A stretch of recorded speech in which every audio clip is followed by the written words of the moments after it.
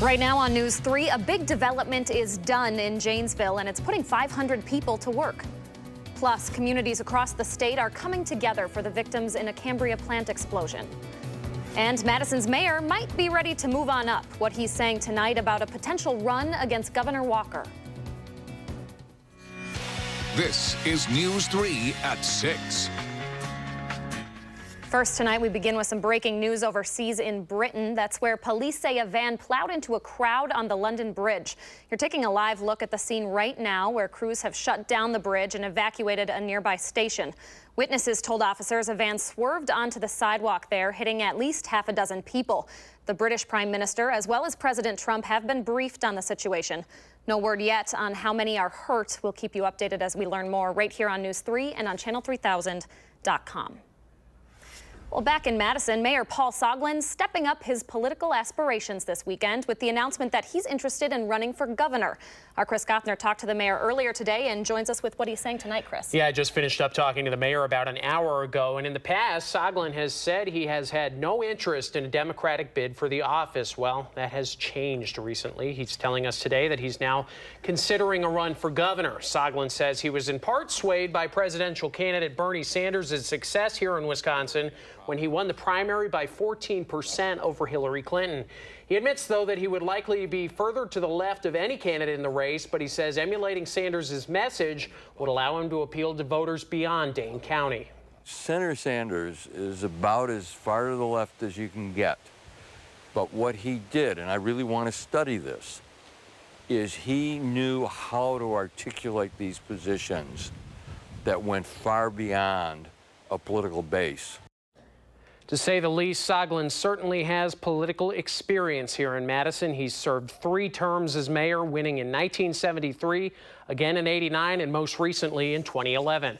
The video you are about to see here is of his latest campaign effort. He is now in his 20th year as mayor of Madison. And now when it comes to a gubernatorial run, though, Soglin has not announced a timeline for when he'll make a decision. He says he plans to travel the state over the next few months, hearing from folks and weighing his chances. He says he won't run, Leah, unless he knows he can win. An interesting development, to say the least. Certainly. All right. Thanks, Chris. You bet. Well, other Wisconsin Democrats making moves today at the Democratic State Convention in Middleton. That's where the party voted to re-elect Martha Lanning as state chair, despite some crushing losses for Democrats in the 2016 election. State Republicans responded to that vote today. The Wisconsin GOP put out a statement saying the Democrats are, quote, doubling down on their disarray and track record of failure. To national politics now, President Trump does believe in climate change. That's the message from the U.S. Ambassador to the United Nations, Nikki Haley. He believes the climate is changing, and he believes pollutants are part of that equation. And I know Haley clarified the president's opinion during an interview that will air tomorrow on CBS's Face the Nation.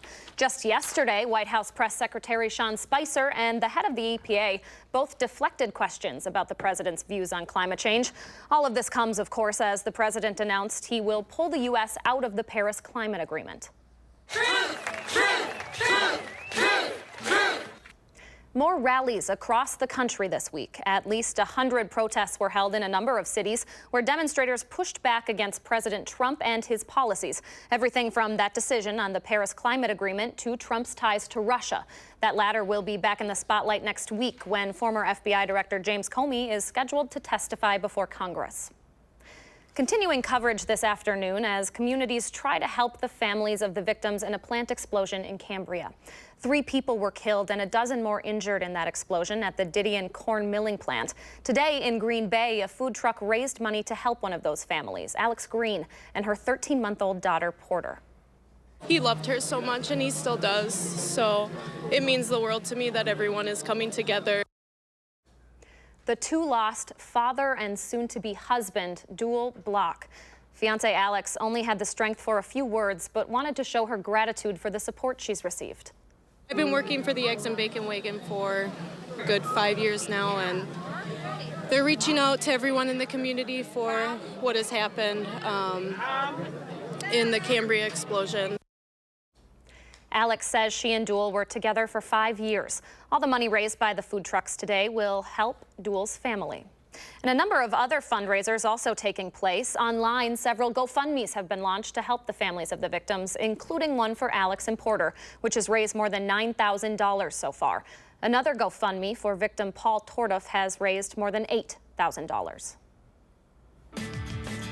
All right, switching gears to the weather now. Hot and humid and feeling like summer and not complaining. Yeah. Karen Swanson has your first alert forecast. Hey, Karen. Hi there. Yeah, it sure felt like summer today. We had some storms roll through parts of the area this morning, and then this afternoon it turned up to be just a very warm and humid day. And now we're watching more showers and thunderstorms. A few have developed south of the Wisconsin-Illinois state line, another line back to the northwest of La Crosse with a severe thunderstorm watch in effect for the northeastern part of the state into about 10 o'clock this evening. Here across the southern part of the state, things are still fairly quiet, but we will be watching for some shower and thunderstorm development. An isolated chance this evening, a little better chance with that line of storms off to our northwest rolling through during the overnight hours. Look at these temperatures well into the 80s and even into the 90s. 91 right now in Boscobel as well as in Lone Rock. 90 in Mineral Point. It's 86 degrees here in Madison. Our temperatures this evening will fall from the 80s down into the upper 60s by later this evening.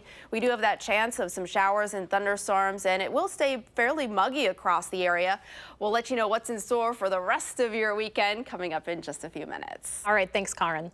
Dollar General is celebrating the grand opening of its new distribution center in Janesville today. The $100 million project is bringing in more than 500 jobs. Our Rock County reporter Jenna Middaugh explains just how big of an impact that will have on the community.